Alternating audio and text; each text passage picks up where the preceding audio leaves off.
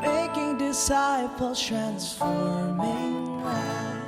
Ibarat tadi pagi saya memberikan judul bagaimana kita bisa mengenal Roh Kudus lebih dalam. Saya bagikan ada 10 poin. Tapi di ibadah ini saya memberikan tema mengalami Roh Kudus sepenuhnya. Cukup 3 poin.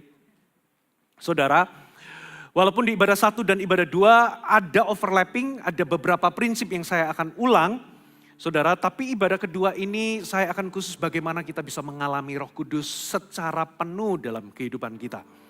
Saudara, ketika Tuhan memberikan kita hukum Taurat, saudara, digambarkan Musa itu naik ke atas gunung Sinai, lalu turun memberikan sebuah pemberian.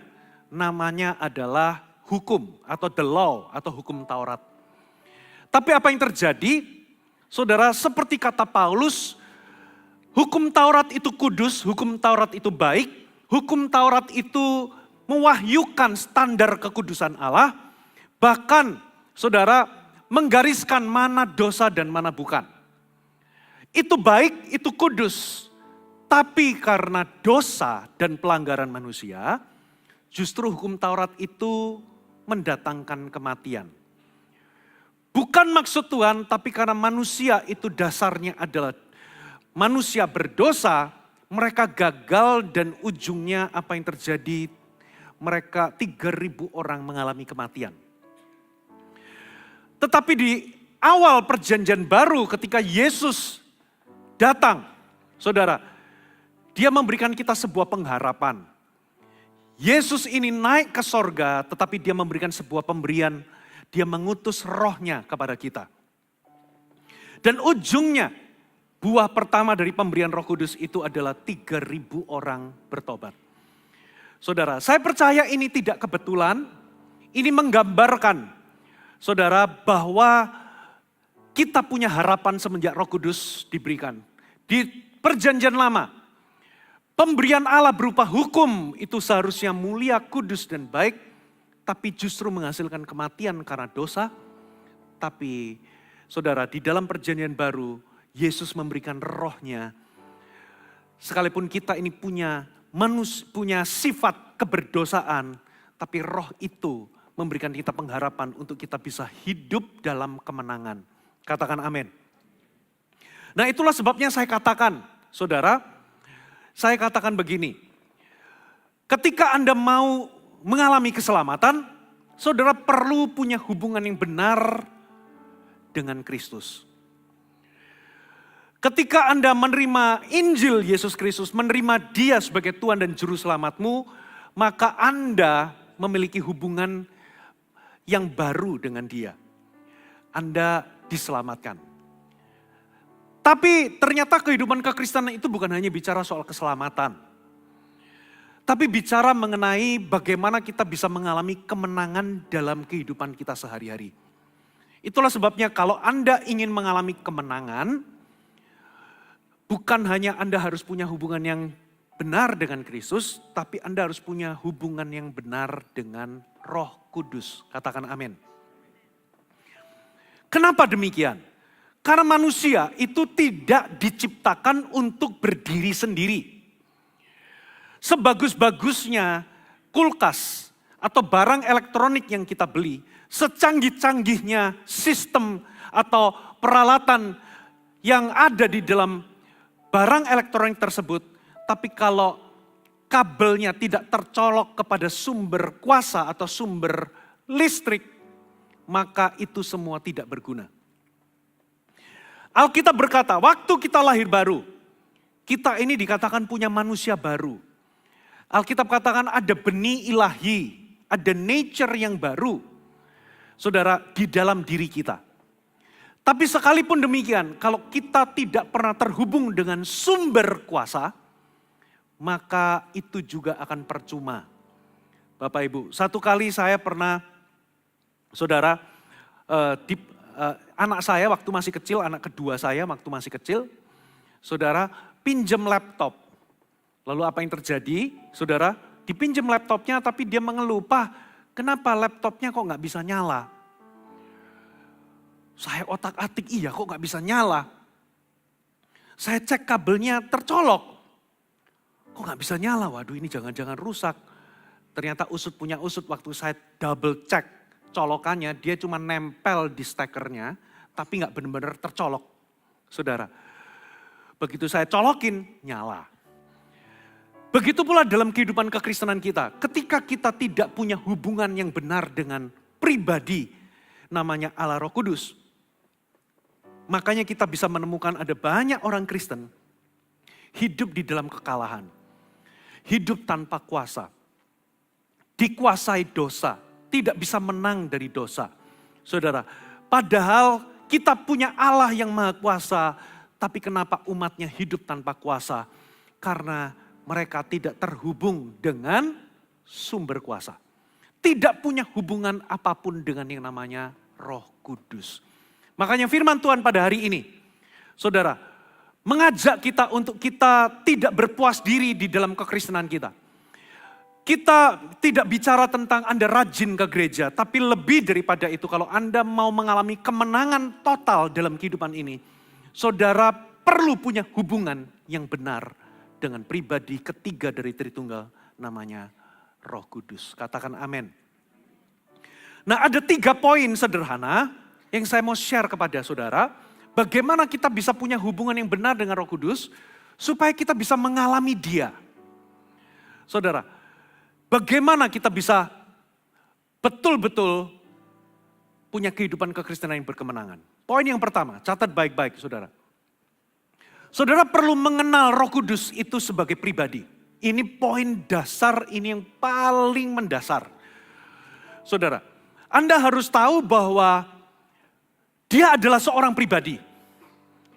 Bahkan di dalam firman Tuhan, coba kita baca sama-sama saudara. Sebuah ayat Yohanes 14 ayat 16 sampai 17 dikatakan begini.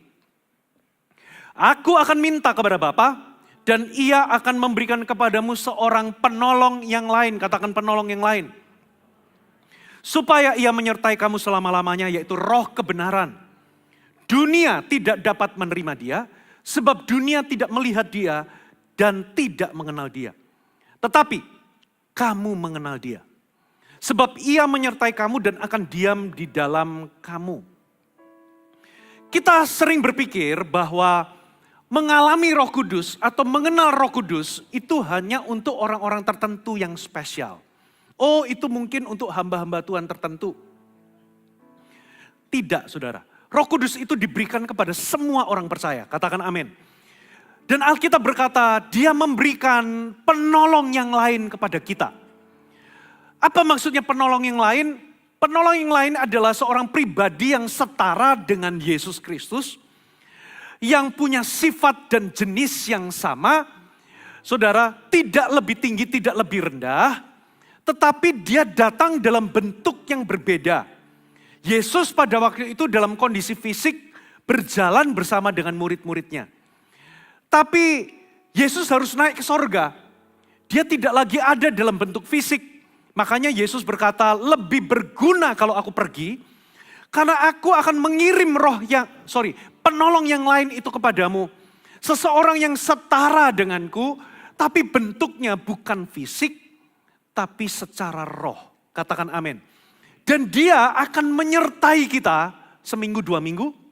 Tidak, selama-lamanya. Katakan selama-lamanya. Lalu dikatakan dunia gak kenal Dia. Kenapa gak kenal Dia? Karena dunia itu hanya bisa melihat atau mengenal Roh Kudus itu kalau bisa dilihat, diraba dengan panca indera.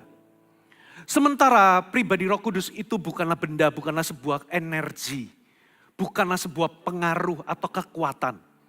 Saudara, makanya dunia itu hanya melihat Dia itu sebagai kekuatan. Cuman sebagai sebuah kuasa. Atau dalam bahasa karismatik pengurapan atau karunia, tidak. Saudara, Roh Kudus itu adalah seorang pribadi, katakan amin. Makanya Alkitab dunia gak bisa kenal, karena dunia gak lihat dan tidak kenal Dia. Kita harus memahami Dia secara rohani. Dia ada, faktanya Dia ada. Alamat Roh Kudus di muka bumi adalah tubuhmu. Saya ulangi. Alamat Roh Kudus di muka bumi adalah tubuh kita, karena kita ini bait Allah. Halo amin. Tuhan kita nggak sejauh yang Anda kira. Dia itu menyertai kita secara rohani. Berarti kita semua bisa mengalami dan bisa mengenal Roh Kudus. Katakan amin. Sayangnya kita ini jauh lebih bergantung dengan pribadi Roh Kudus yang ada dalam diri orang lain ketimbang yang ada dalam diri kita. Kita bergantung kepada Roh Kudus yang ada dalam diri hamba-hamba Tuhan tertentu. Sayangnya kita nggak pernah mengaktifkan atau kita nggak pernah aktif bergaul dengan Roh Kudus yang ada dalam diri kita. Apakah Roh Kudus yang ada dalam diri saya lebih besar daripada roh yang ada dalam dirimu? Enggak. Saudara, sama seperti kalau Anda lihat di sini ada jemaat anak kecil. Apakah Roh Kudus dalam dirinya itu junior ketimbang Roh Kudus yang ada dalam diri saya? Tidak. Roh Kudus itu sama. Bedanya adalah dimensi pengalaman atau pengenalan Anda. Makanya kita nggak boleh bergantung sama hamba Tuhan, saudara. Kita nggak boleh bergantung sama Roh Kudus yang ada dalam diri hamba Tuhan. Roh yang sama itu ada dalam diri kita. Bagian kita adalah kita harus memperlakukan dia sebagai seorang pribadi. Bukan sekedar kuasa, pengaruh, atau sebuah karunia atau urapan. Karena kalau Anda mulai mengejar kuasa, Anda akan menyimpang. Anda akan kehilangan kedalaman hubungan dengan Roh Kudus. Karena kalau Anda melihat Roh Kudus itu hanya sebatas kuasa, maka Anda akan bernafsu untuk bisa menguasainya atau menggunakannya untuk kepentingan tujuan pribadi. Tapi kalau Anda melihat Roh Kudus itu sebagai pribadi, maka Anda yang menyelaraskan diri kepada kehendak atau tujuan daripada Roh Allah. Kalau Anda hanya melihat Roh Kudus itu sebagai kuasa, maka Anda akan menghampiri untuk menggunakannya. Tapi kalau Anda melihat Roh Kudus sebagai seorang pribadi, Anda menghampiri untuk mengenalnya. Katakan amin. Akan ada beda perlakuan. Makanya saya bilang di tadi pagi, saudara, Anda mungkin secara teori atau secara teologis, Pastor Fuji, saya tahu Roh Kudus itu pribadi. Tapi belum tentu dalam kelakuan Anda sehari-hari, Anda memperlakukan Roh Kudus sebagai pribadi. Belum tentu. Anda bisa setuju, saudara, bahwa istri atau suami Anda itu pribadi bukan barang, tapi Anda bisa memperlakukan suami atau istri hanya sebagai objek untuk memenuhi kebutuhan Anda, dan bukan sebagai person atau pribadi yang Anda kenal atau cintai. Itu beda, saudara. Makanya bagaimana cara kita memperlakukan Roh Kudus, apa arti Roh Kudus bagimu sangat menentukan apakah Anda punya hubungan yang benar dengan Roh Kudus atau tidak. Katakan amin. Nah, kalau Anda sudah mulai kenal bahwa Roh Kudus itu pribadi, berarti dia itu punya pikiran, punya perasaan, punya kehendak. Berarti dia itu bisa bersukacita, dia bisa bangga, dia bisa sedih ataupun berduka. Dia juga bisa kecewa. Dia bisa merasa diabaikan atau merasa disambut. Dia bisa merasa ditolak atau diinginkan. Karena dia seorang pribadi, dia bukan barang. Dia bisa, saudara, Anda kecewakan, dia bisa sedih. Itu sebabnya kita harus melihat bahwa dia adalah seorang pribadi. Di mana kita menghampiri untuk mengenalnya, kita menghampiri untuk menjalin hubungan, bukan memakainya. Katakan amin. Nah, ternyata untuk menjalin hubungan, untuk membangun hubungan, itu butuh inisiatif dari kita. Saya ulangi, membangun hubungan dengan Roh Kudus, itu ternyata tidak terjadi dengan otomatis. Kita harus berinisiatif, berinteraksi dengannya. Nah, paling tidak hari ini saya mau bagikan ada 3 interaksi. Bagaimana Anda bisa membangun hubungan dengan Roh Kudus. Interaksi pertama, berbicaralah kepadanya setiap saat. Saya ulangi, kalau Anda ingin membangun hubungan dengan Roh Kudus, memperlakukannya sebagai seorang pribadi, hal pertama yang Anda bisa kembangkan adalah berbicaralah, berkomunikasilah kepadanya setiap saat. Saudara, Amsal berkata demikian. Pengkhotbah, coba kita buka ayatnya. Betul, Amsal 20 ayat 27. Dikatakan begini, roh manusia adalah pelita Tuhan yang menyelidiki seluruh lubuk hatinya. Versi New King James berkata, the spirit of a man is the lamp of the Lord, searching all the inner depths of his heart. Terjemahan sederhana Indonesia, hati nurani manusia adalah alat penerang dari Tuhan yang menyinari dan menyelidiki pikiran terdalam kita. Jadi dengan kata lain, roh manusia itu pelita Tuhan yang menyelidiki kedalaman hati kita. Apa maksud ayat ini? Berarti roh manusia adalah tempat terdalam dalam diri kita, tempat di mana kita bisa berhubungan dengan Tuhan. Pelita Tuhan itu bicara tentang Tuhan itu memakai roh kita untuk menerangi hati kita. Berarti, saudara, di dalam konteks ini Anda bahkan bisa bercakap-cakap dengan Roh Kudus, bukan hanya secara lisan, bergumam atau Anda berdoa dengan suara yang Anda bisa dengar dengan telinga Anda bahkan juga bisa berkomunikasi dengan Roh Kudus di dalam hatimu. Loh kok bisa? Karena dia ada di dalam hati kita. Hubungan kita dengannya itu bukan hanya fisik. Tempat terdalam dalam diri manusia, tempat di mana kita bisa berhubungan dengan Tuhan itu adalah manusia roh kita. Katakan amin. Jadi kalau Anda berbicara kepadanya, dalam hati pun dia mengetahuinya. Karena dia di dalam roh kita itu dia bisa menyelami kedalaman hati kita. Katakan amin. Semuanya terbuka, tidak ada yang tertutup. Pikiran-pikiran kita pun dia mengenal. Pikiran-pikirannya pun dia bisa membacanya. Hal-hal terdalam dalam diri kita dia tahu. Makanya Anda juga bisa bercakap-cakap dengannya di dalam hati. Saudara. Jadi apa maksudnya? Setiap hari, setiap pagi, Anda bisa bangun pagi hari itu dengan menyapanya. Dan itu means a lot loh buat Roh Kudus. Karena Anda perlakukan dia bukan sebagai pajangan. Coba bayangkan Anda pergi ke cell group atau ke CG, gak ada orang yang menyambutmu, gak ada orang yang menganggapmu, ajak ngobrol pun tidak, ditawarin minum pun tidak, seolah-olah saudara gak ada. Anda akan merasa aku ini pajangan atau bukan ya? Anda akan merasa tertolak di situ. Kalau setiap hari Anda mulai sapa, selamat pagi Roh Kudus. Walaupun di dalam hati, sepanjang hari Anda bercakap-cakap, saudara. Lalu ketika Anda membutuhkan hikmat, Anda bisa berkata, Tuhan tolong aku, Roh Kudus tolong aku, berikan aku hikmat. Sepanjang hari, berikan aku kekuatan.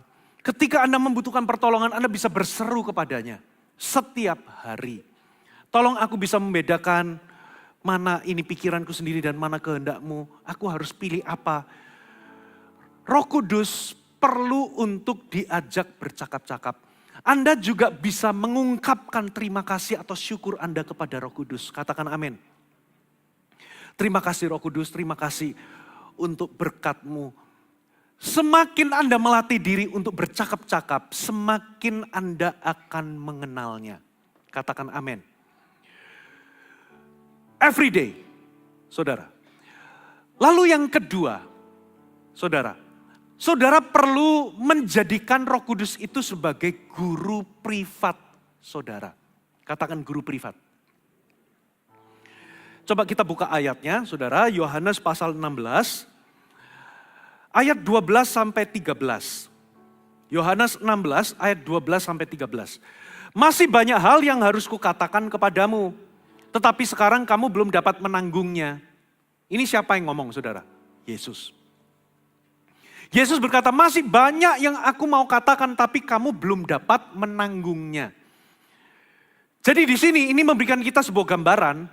Setiap orang itu punya pengertian atau punya level pengertian itu beda-beda.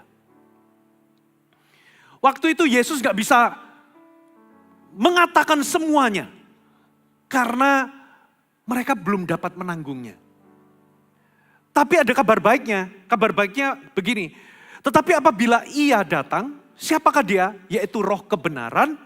Ia akan memimpin kamu ke dalam seluruh kebenaran. Sebab ia tidak akan berkata-kata dari dirinya sendiri, tetapi dari segala sesuatu yang didengarnya. Itulah yang akan dia katakan dan ia akan memberitakan kepadamu hal-hal yang akan datang. Bedanya di mana? Kenapa kok saya katakan guru privat? Karena begini loh, guru privat itu kalau datang ngelesin kita, dia akan menjelaskan sesuai dengan level pengertian kita. Halo, amin. Sementara kalau guru ngajar di kelas, itu akan dipukul rata, kamu ngerti nggak ngerti, kamu level pengertianmu seberapa, akan disampaikan sama. Sama seperti khotbah seperti ini, saudara. Setiap orang pasti punya tingkat kedewasaan dan tingkat pengertian berbeda-beda. Tapi saya akan khotbahnya sama, pukul rata semua. Nah, disinilah peran Roh Kudus. Kalau dia menjadi guru privat, saudara, dia akan menjelaskan Anda berangkat dari level pengertian Anda. Katakan amin. Saudara, nah itulah sebabnya Anda perlu menjadikan dia sebagai guru privat. Pada zaman itu Yesus gak bisa ngomong secara gamblang semuanya karena mereka belum menanggungnya. Tapi kabar baiknya Roh Kudus itu dikirim yang akan menjelaskan dari level pengertian mereka, memimpin mereka ke dalam kebenaran. Nah itulah gunanya Roh Kudus, saudara. Lalu dikatakan begini, coba satu ayat lagi. Yohanes 14 ayat yang ke-26. Tetapi penghibur yaitu Roh Kudus yang akan diutus oleh Bapa dalam namaku, dialah yang akan mengajarkan segala sesuatu. Katakan segala sesuatu. Jadi sebetulnya dengan dia memberikan Roh Kudus dalam diri kita, saudara, dia itu bisa mengajarkan segala sesuatu. Sayangnya kita nggak pernah menjadikan dia guru privat kita. Saudara, lalu dan akan mengingatkan kamu akan semua yang telah kukatakan kepadamu. Jadi apa maksudnya? Ternyata media atau saudara, ruang pengajaran Roh Kudus itu dia mengajarkan segala sesuatu dalam kehidupan kita. Lalu kuncinya bagaimana kita itu bisa menjadikan dia guru privat kita? Kuncinya di sini. Coba saya ingin Anda baca dulu ayatnya. Lukas 8 ayat 9 sampai 11. Lukas 8 ayat 9 sampai 11. Murid-muridnya bertanya kepadanya, apa maksud perumpamaan itu? Katakan sama-sama, murid-murid bertanya. Katakan bertanya. Lingkari kata bertanya. Next. Lalu ia menjawab, kepadamu diberi karunia untuk mengetahui rahasia kerajaan Allah. Tetapi kepada orang-orang lain hal itu diberitakan dalam perumpamaan. Supaya sekalipun memandang mereka tidak melihat. Sekalipun mendengar mereka tidak mengerti. Ayat 11. Inilah arti perumpamaan itu. Benih itu ialah bla bla bla bla bla. Nah, pertanyaan saya. Siapa yang mendapatkan pengertian dari firman? Yaitu mereka yang bertanya. Hanya murid yang bertanyalah yang akan memperoleh pengajaran atau penjelasan daripada Roh Kudus. Makanya saya katakan kalau Anda mau kenal Roh Kudus, interaksi kedua selain Anda ajak dia bercakap-cakap, saudara mengucap syukur kepadanya, adalah saudara sering-seringlah bertanya kepadanya. Katakan amin. Khususnya berkenaan dengan firman. Makanya semakin banyak Anda merenungkan firman, semakin banyak Anda bertanya, disitulah interaksinya kaya. Saya dulu paksa baca Alkitab itu, saya targetkan berapa pasal, waktu liburan, pas zaman liburan kuliah. Saya tambah jatah saya kejar 3 bulan harus habis satu Alkitab. Jadi setiap hari paling enggak harus 10 atau sampai 12 pasal. Dan saya coret-coret itu yang bikin saya lama. Karena apa? Saya bacanya nggak cepet-cepetan, tapi saya garisin, saya stabilo, saya bandingkan sama, saya itu dulu ada Alkitab New King James, NIV, zaman dulu kan nggak ada apps. Jadi saya bandingkan lalu saya catat-catat, kalau saya dapat sesuatu, kalau saya bingung, disitulah Roh Kudus akan memberikan pengertian. Lucunya ketika saya ulang baca Alkitab lagi, kok saya baca di ayat yang sama, pasal yang sama, kok saya dapat pengertian yang berbeda ya? Kok saya dapat pengertian yang baru dan lebih dalam ya? Ternyata itu bukan karena Alkitabnya beda, tapi tingkat kedewasaan atau tingkat pengertian saya telah bertumbuh. Dan Roh Kudus akan menjemput saya, mengajar saya di level itu. Makanya kalau Anda libatkan Roh Kudus ketika Anda baca firman Tuhan, Anda pasti selalu akan dapatkan hal yang baru. Katakan amin. Lucu, saya catatan-catatan saya yang lama, ya ampun primitifnya ya dulu gitu. Begitu polosnya saya begitu, karena Roh Kudus ngajarin saya di level itu waktu awal-awal beda dengan sekarang. Karena saya telah bertumbuh. Katakan amin. Tapi selalu saya nggak akan merasa terlalu pintar. Saya akan terus menjadi seorang yang nggak tahu apa-apa, tapi level pengertian saya terus bertumbuh. Selalu ada hal baru. Makanya kalau Anda sebetulnya mau dekat dan intim dengan Roh Kudus, banyak bergaul dengan firman. Banyak baca firman, renungkan. Sometimes saya itu baca firman sambil bahasa roh. Makanya kalau kita ini percaya baptisan Roh Kudus, kita akan dapat berkat lebih. Sambil Anda bersekutu, berbahasa roh, Anda terhubung, Anda baca, lalu Anda tanya ini maksudnya apa, dan sebagainya. Lalu tiba-tiba terjadi aha moment. Ya, kayak dapat emas gitu. Ini itu pengertiannya kayak mencelikan. Iya begini, lalu begitu saya share, saya khotbahkan, jemaat merasa diberkati karena merasa ada sesuatu yang menjadi aha moment. Gitu ya. Itulah, lalu di situ Anda akan semakin dekat.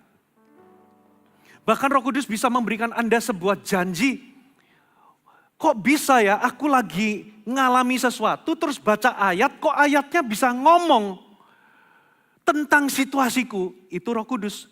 Dialah yang menghidupkan ayat itu sehingga berbicara untuk situasi kita. Sehingga saya biasanya langsung saya tulis, saya tanggalnya saya tulis janji Tuhan kepada saya.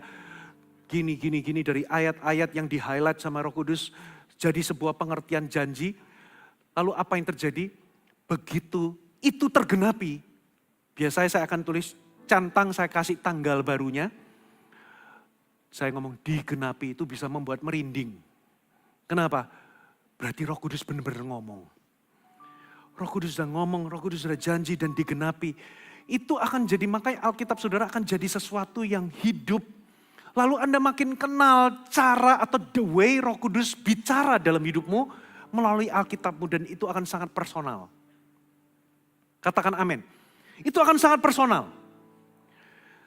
Mungkin gak bisa dibandingkan dengan cara saya menerima suara Tuhan lewat Alkitab. Cara Roh Kudus menjelaskan, mungkin beberapa, karena kita semua ini punya kepribadian berbeda-beda. Ada orang itu auditori, ada orang itu visual, ada orang itu kinestetik. Ya ngalami dulu baru belajar. Ada orang yang biasanya orang auditori itu kata-katanya tertata rapi. Karena dia lewat pendengaran. Nah saya ini orang visual dan orang kinestetik. Saudara, makanya saya kalau ngomong belepotan saudara. Gak tertata rapi, kadang salah-salah slip tang apa gitu. Karena visual, apa yang saya lihat di benak saya itu yang saya katakan. Tapi kalau orang auditori itu biasanya kalau saudara pernah ikut conference, ya retreat leader kemarin, itu ada salah satu teman saya namanya Pastor Bernard, nah itu orang auditori. Kata-katanya tertata rapi gak ada salahnya. Gitu ya. Nah setiap orang punya cara menerima sesuatu atau merespon itu berbeda. Nanti Roh Kudus itu akan berbicara sesuai dengan keunikannya kita. Tapi satu hal yang pasti, kalau Anda sering tanya, saudara, disitulah akan kaya interaksi. Katakan amin. Nah begitu saya percaya Tuhan bisa ngomong lewat ayat Alkitab, lewat rema yang dinaikkan atau bahkan secara profetik. Sebuah ayat tiba-tiba memberikan saya tuntunan untuk situasi saya. Makin saya terbuka dan percaya, Tuhan akan makin banyak bicara lewat itu. Contoh ya, tadi pagi saya itu sharing. Saya itu pernah kehilangan Alkitab.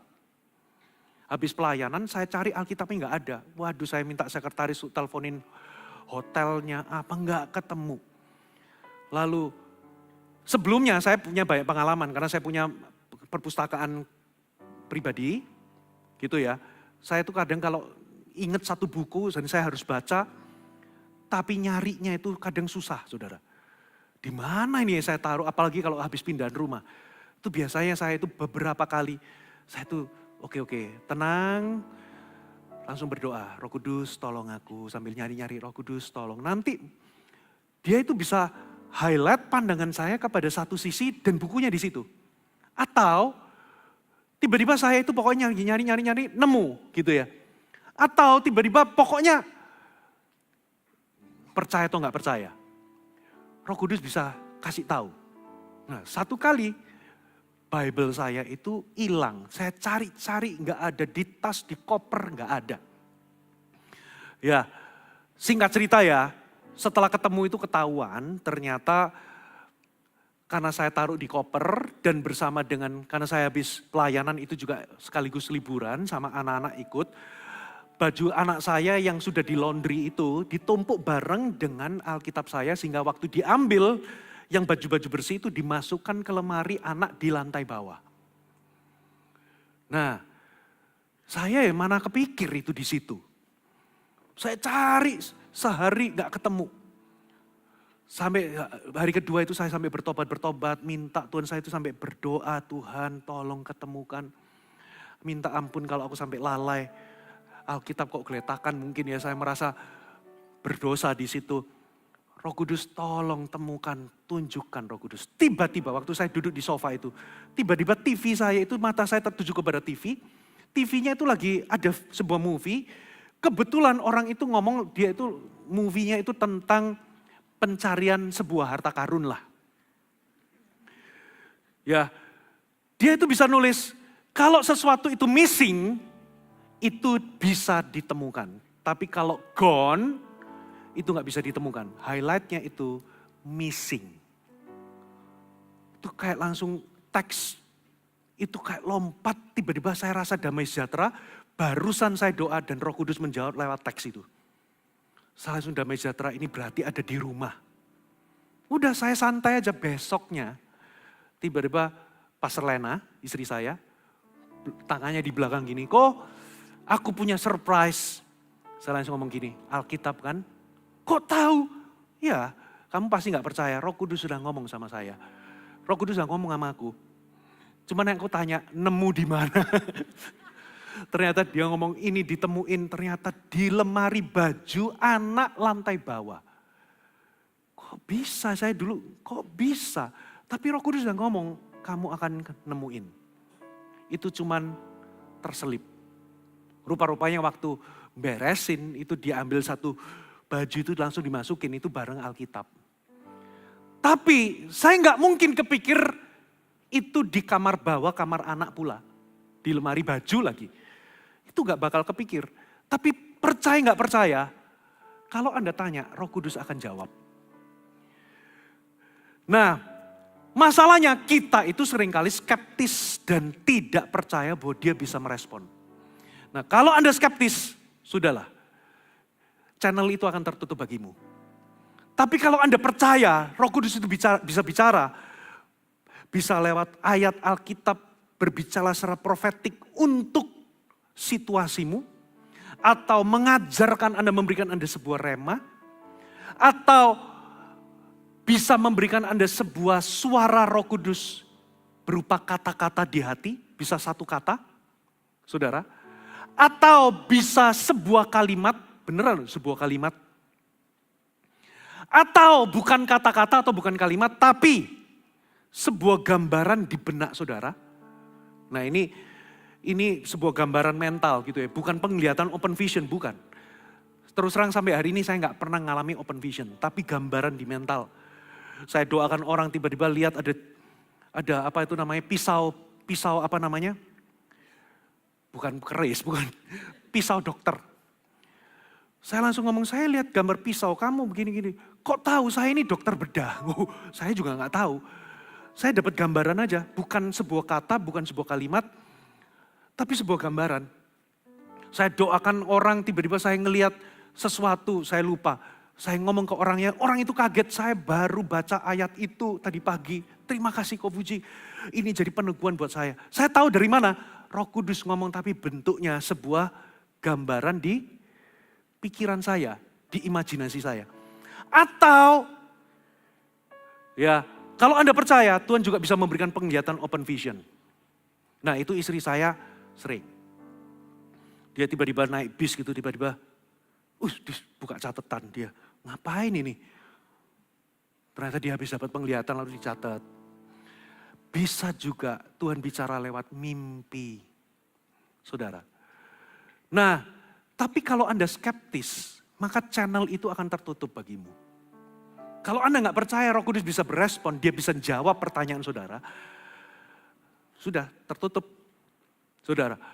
Makanya semua itu tergantung iman. Katakan amin. Bahkan seorang nabi pernah ngomong sama saya. Nabi ini akurat banget. Seorang yang berjawatan nabi.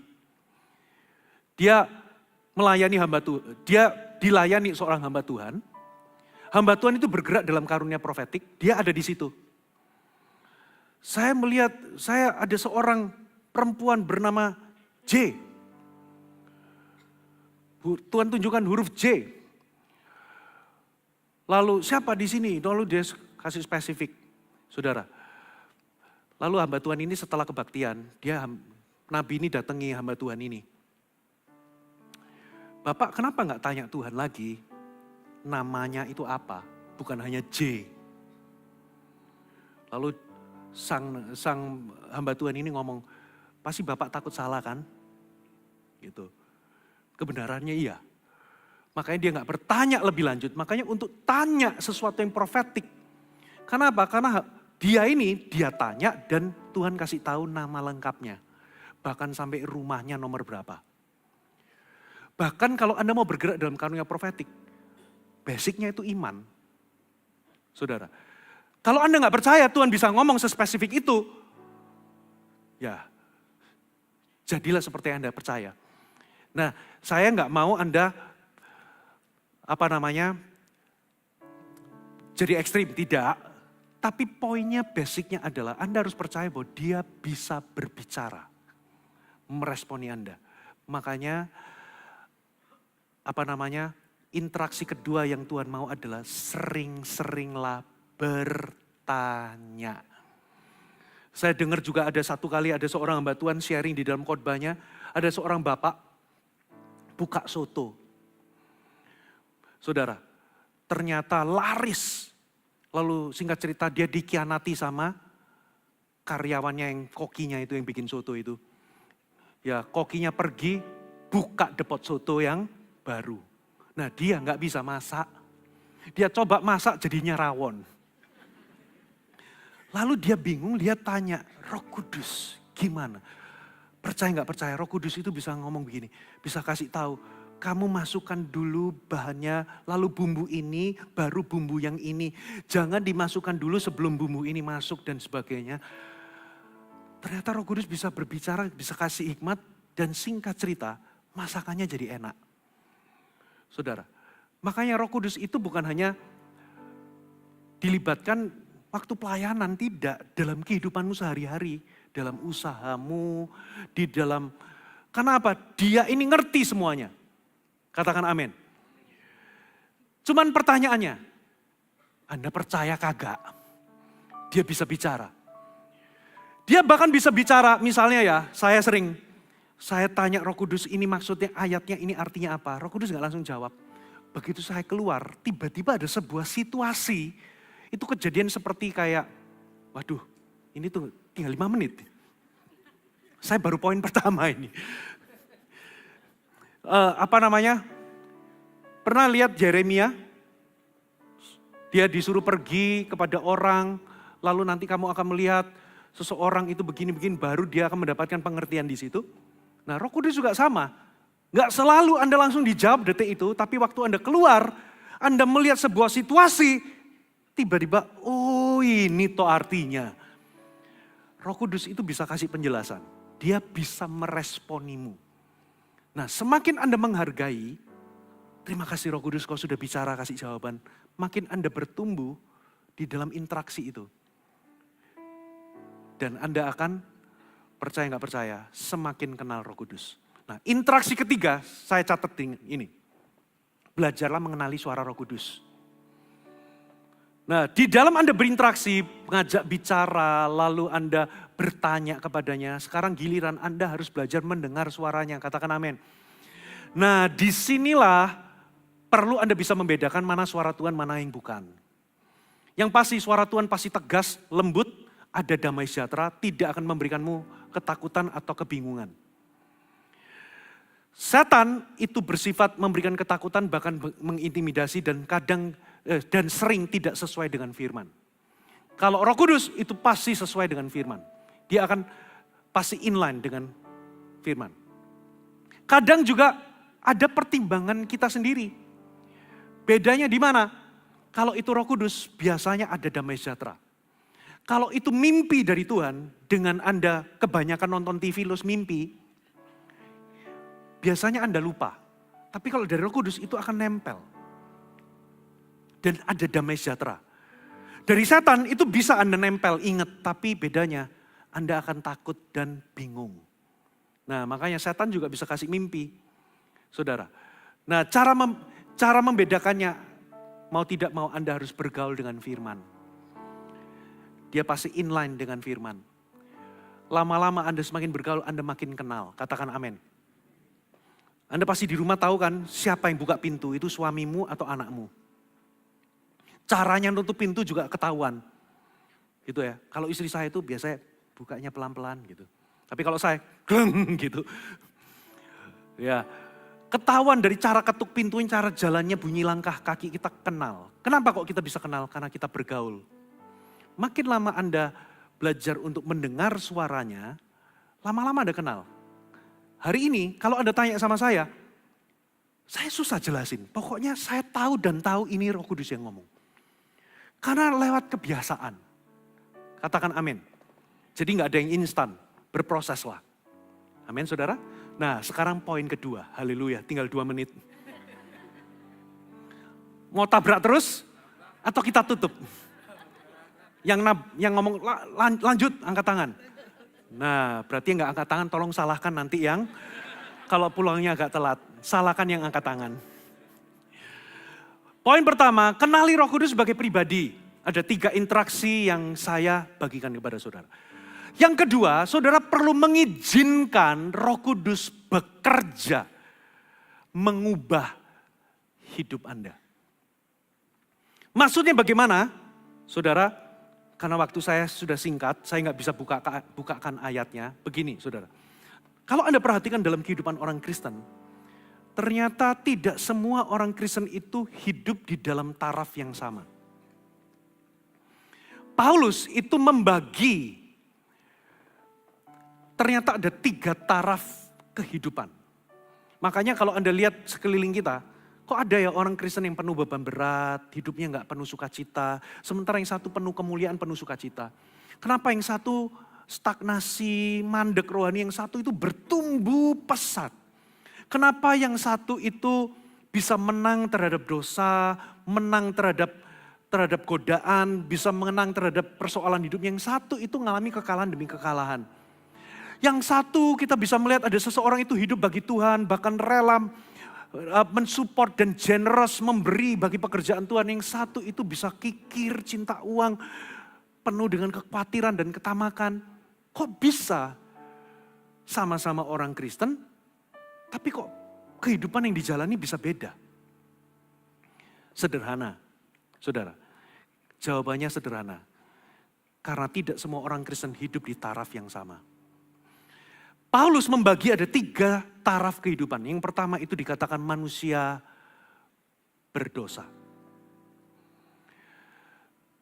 itu dalam bahasa Inggrisnya, itu ayatnya catat tapi Anda baca di rumah ya. 1 Korintus 2 ayat 14. Dalam bahasa Inggris itu natural man. Siapakah ini? Ini adalah manusia berdosa, orang-orang yang belum lahir baru, orang-orang belum percaya, belum diselamatkan, yang tidak punya roh Allah. Saudara, apa ciri-cirinya? 1 Korintus 2 ayat 14 mengatakan ciri-cirinya adalah mereka tidak bisa menghargai dan memahami perkara-perkara rohani. Perkara-perkara dari Roh Kudus itu dianggap kebodohan. Gak bisa karena dia belum lahir baru. Jadi menganggap hal-hal dari Tuhan atau dari Roh Kudus itu kebodohan. Mereka bisa ngerti dengan kecerdasan membaca sebuah teks secara kognitif. Karena mereka punya otak. Tapi mereka tidak mampu mencerna kandungan rohani di dalamnya. Itu ciri-ciri manusia duniawi yang dicatat di 1 Korintus 2 ayat 14. Tapi bahasa Inggrisnya itu natural man, itu manusia berdosa. Taraf kedua namanya manusia kedagingan. Dalam bahasa Inggrisnya 1 Korintus 3 ayat 1 sampai 4 itu carnal man, katakan carnal man.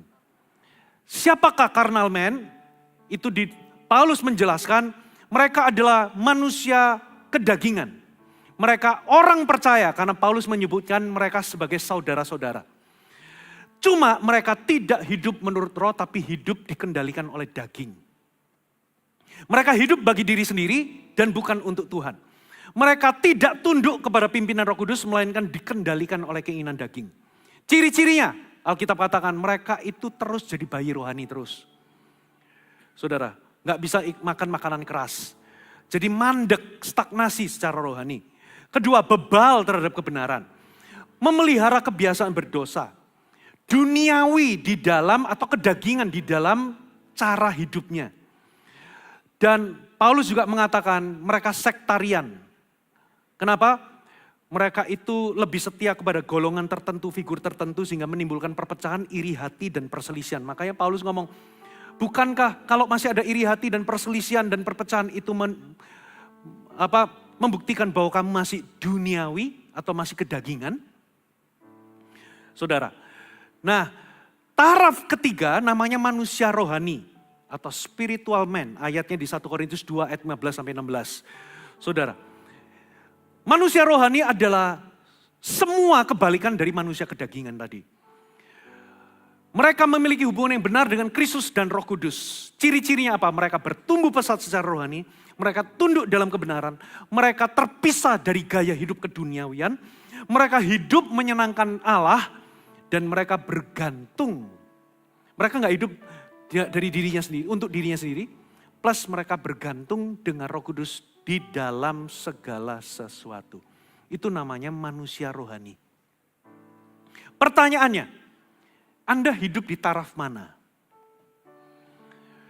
Kalau Anda belum diselamatkan, Anda dikatakan manusia berdosa, Anda belum lahir baru. Sulit Anda akan kenal kebenaran, kenal perkara-perkara dari Tuhan.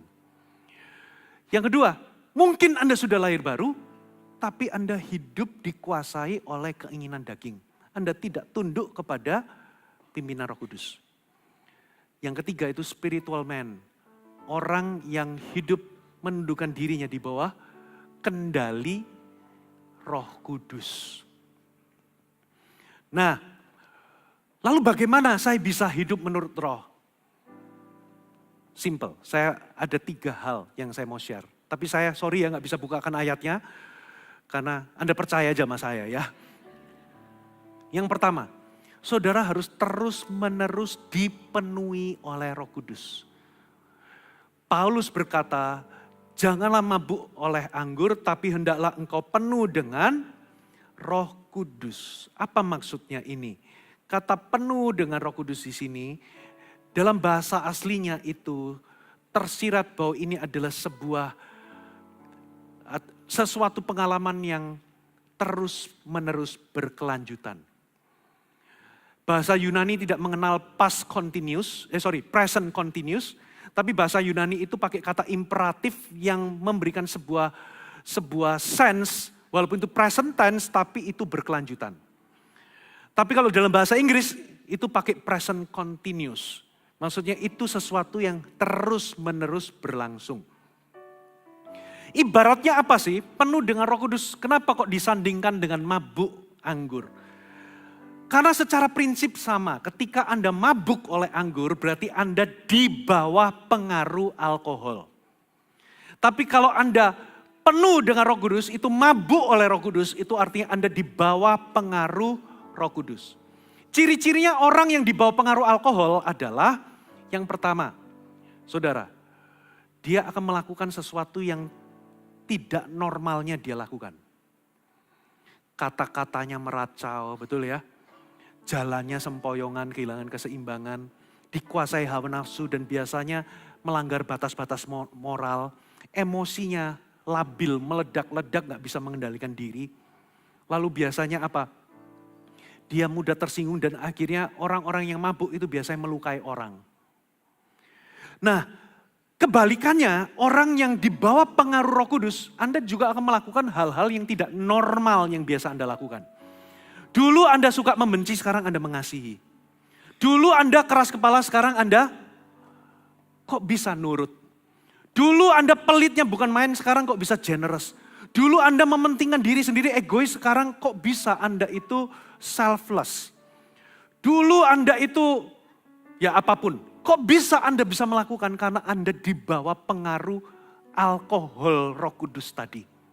Anda melakukan hal-hal yang dulu Anda tidak bisa lakukan. Anda melakukan hal-hal yang tidak normal seperti dulu. Lalu kata-kata saudara, itu akan beda. Kalau dulu suka mengeluh, negatif. Kata-kata Anda sekarang penuh iman dan penuh pengharapan. Dulu mengeluh, sekarang Anda lebih banyak bersyukur.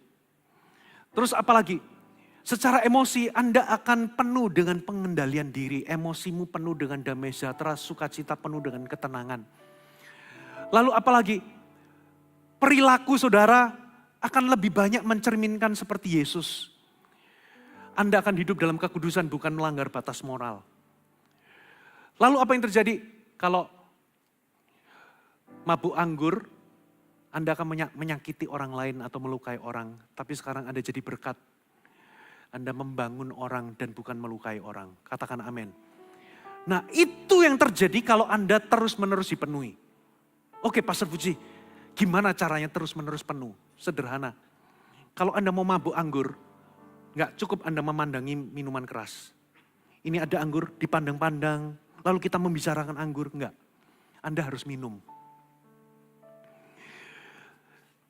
Anggur di sini itu lambang dari Roh Kudus, itu di sini adalah firman. Kalau Anda mengisi diri Anda itu dengan sedikit firman, ya sedikit pengaruhnya dalam kehidupan Anda. Makanya isi dirimu dengan firman. Maka dengan apakah aku menjaga kelakuanku tetap bersih, kata firman? Dengan menjaganya dengan firman. Katakan amin. Ciri penuh dengan Roh Kudus yang pertama adalah harus penuh dengan firman. Lalu yang kedua, saudara, Alkitab berkata, Paulus berkata begini. Hendaklah engkau berjalan, gini Galatia 5 ayat 25. Jikalau kita hidup oleh roh, baiklah kita hidup juga dipimpin oleh roh. Kata dipimpin oleh roh, versi Alkitab terbuka, pakai kata berjalan sesuai dengan roh. NIV berkata, keep in step with the Spirit. And New King James berkata, walk in the Spirit. Jadi apa maksudnya? Berjalan sesuai dengan Roh Kudus. Berjalan itu berarti sesuatu yang terus berkesinambungan. Katakan amin. Berjalan sesuai dengan Roh Kudus itu berarti dalam setiap langkah saudara, Anda harus libatkan Roh Kudus supaya Anda bisa berjalan bersamanya. Bentuknya apa? Kalau yang pertama penuh dengan firman, yang kedua Anda harus lakukan segala sesuatu penuh dengan doa. Di dalam kehidupan penuh dengan doa dan kepekaan tadi, Anda akan terus berjalan dipimpin roh. Amin. Nah yang terakhir, saudara, Anda perlu melangkah dalam pertobatan dan ketaatan. Coba ya, Galatia 5 ayat 16 sampai 17. Hiduplah oleh roh, maka kamu tidak akan menuruti keinginan daging. Hidup oleh roh, kamu tidak akan menuruti keinginan daging. Satu ayat lagi terakhir, Roma 8 ayat 13. Jika kamu hidup menurut daging, kamu akan mati. Tapi jika oleh roh, kamu mematikan perbuatan-perbuatan tubuhmu, kamu akan hidup. Dari dua ayat ini kita bisa tahu, ternyata kalau di dalam tubuh kita itu ada dua hukum. Satu itu namanya hukum dosa, satu itu namanya hukum roh yang menghidupkan. Hukum dosa, kedagingan kita itu akan seperti gravitasi yang terus menarik kita jatuh di dalam perbuatan kedagingan. Sementara Roh Kudus itu seperti aerodinamika. Makanya pesawat bisa terbang walaupun ada gravitasi. Berarti dengan Roh Kudus kita itu bisa mengatasi kedagingan kita. Makanya hiduplah oleh roh, kamu akan tidak menuruti kedagingan. Katakan amin. Kalau engkau oleh roh, kamu bisa matikan perbuatan-perbuatan daging dalam tubuhmu. Jadi maksudnya gimana? Kalau Anda hidup dalam roh bukan berarti Anda tidak lagi punya keinginan daging. Bukan. Dosa tetap, godaan dosa itu tetap ada. Karena Anda masih hidup di dalam tubuh jasmani. Tapi bedanya, kalau Anda hidup oleh roh, Anda tidak lagi menurutinya. Anda punya kuasa, punya otoritas untuk berkata tidak. Nah, di sini banyak orang Kristen salah. Orang Kristen berpikir, oke, hidup oleh roh, maka otomatis itu akan terjadi. Tidak. Hidup oleh roh itu berarti dari sisi Anda harus menjauhi, menolak kedagingan tersebut, melangkah dalam ketaatan. Begitu Anda melangkah, Roh Kudus itu seperti aerodinamika akan memampukanmu mengatasi gravitasi tadi. Mengatasi kedaginganmu.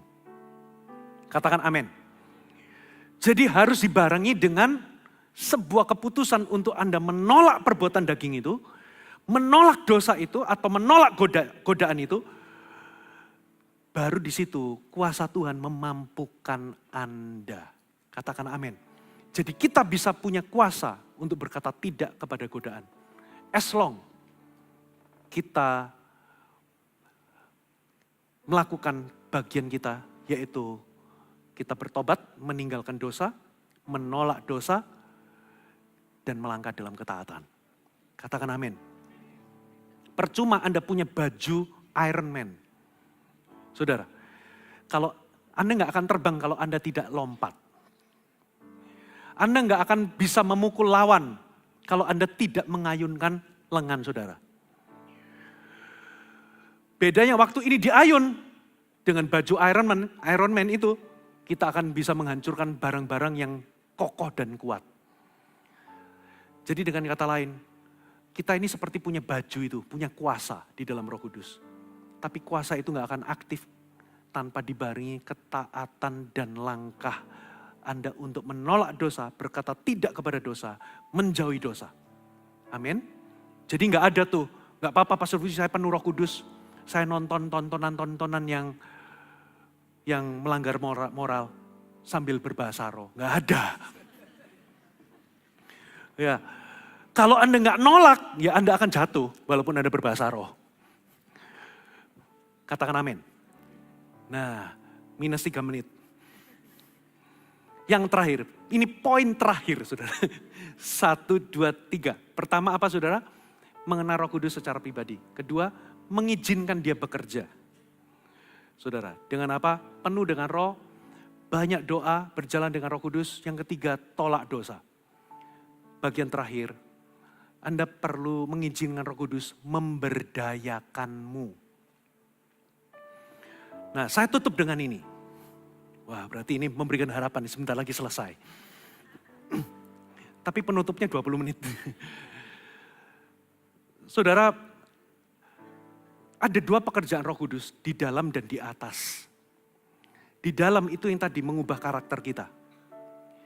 Tapi ada pemberdayaan di atas, itu mengurapi kita.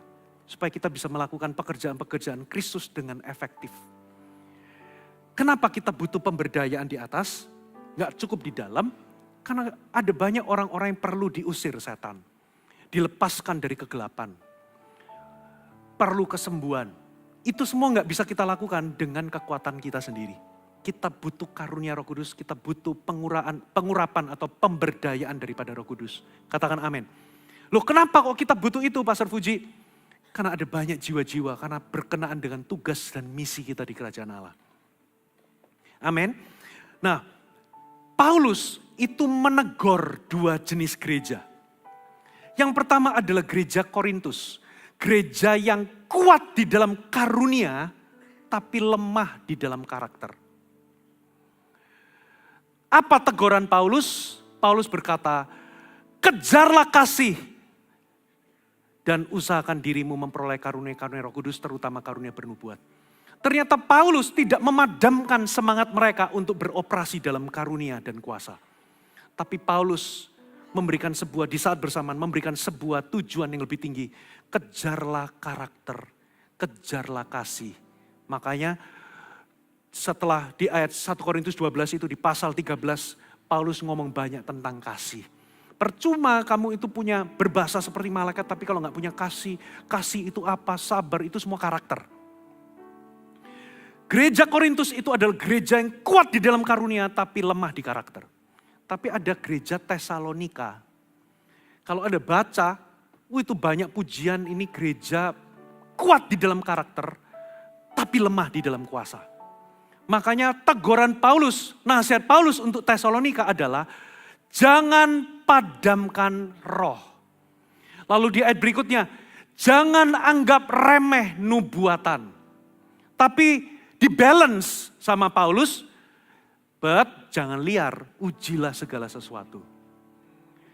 Jadi dengan kata lain, Paulus memberikan teguran. Kamu kuat di dalam karakter, bagus. Tapi kamu gak akan efektif, karena apa? Karena kamu padamkan roh. Padamkan roh itu berarti kita semua bisa memadamkan pekerjaan Roh Kudus. Dengan cara apa? Kita terlalu skeptis, kita terlalu rasional sehingga menghambat pekerjaan supranatural Roh Kudus. Saudara, kita terlalu berkanjeng kepada apa yang kita anggap itu logika atau panca indera. Kita nggak membuka diri, kita malah merendahkan, menganggap rendah nubuatan. Akibatnya Roh Kudus gak bisa mengalir, kita memadamkan seperti api kita padamkan. Jangan jadi gereja Korintus, lemah karakter, tapi kuat di dalam kuasa. Juga jangan jadi model Tesalonika. Saudara, menganggap remeh nubuatan, memadamkan roh, saudara, kita harus seimbang. Makanya keseimbangan antara karakter dan karunia akan menggambarkan sebuah kedewasaan yang utuh. Katakan amin. Makanya Pastor Fuji, banyak tuh yang palsu. Yes, mungkin ada orang bernubuat, nubuatannya itu dibuat-buat. Tapi bukan berarti tidak ada yang asli. Bukan berarti Anda menutup diri dari nubuatan. Seolah-olah semua yang bernubuat itu pasti palsu, pasti bohong. Jangan. Katakan amin. Tapi Pastor Fuji, ada orang berbahasa roh tapi hidupnya gak benar, membuat orang lain tersandung. Salahkan orangnya, jangan karunianya. Katakan amin. Anda beroperasi dalam karunia, lemah karakter, Anda akan melukai orang dan jadi batu sandungan. Tapi kalau Anda punya karakter tapi gak punya karunia, bagaimana Anda bisa sembuhkan orang sakit? Bagaimana Anda bisa ngusir setan kalau nggak ada pengurapan?